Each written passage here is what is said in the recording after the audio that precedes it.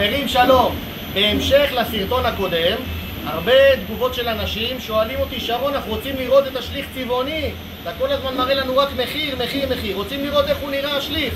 אז עכשיו אני אראה לכם. פה שמואל, בוא צלם. קודם כל, מבחינת המריחה של השליך צבעוני, מאוד מאוד נעים בעבודה.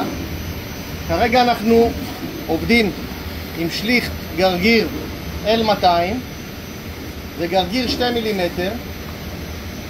אני אעשה לכם פה דוגמה ויראה לכם איך יוצא הטקסטורה שלנו.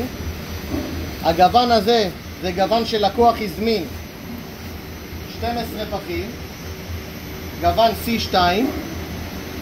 חשוב מאוד שמורחים את השליך צבעוני, המריחה חייבת להיות בעובי הגרגיר כדי שיצא טקסטורה יפה.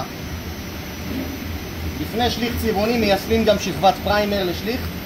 אפשר לעשות פריימר לשליך בסיס מים, אפשר פריימר לשליך בסיס טרפנטין, זה הכל תלוי בתשתית שאתם בעצם מיישמים עליה את השליך צבעוני.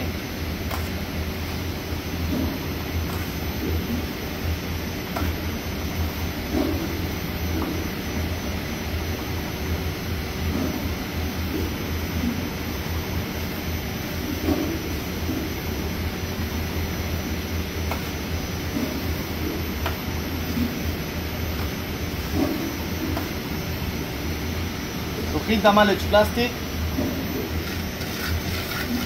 זה כרגע גרגיר L200.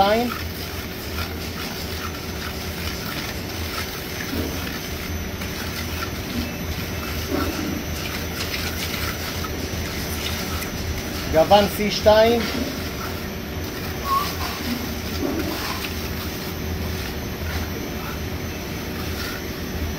כמו שאתם רואים.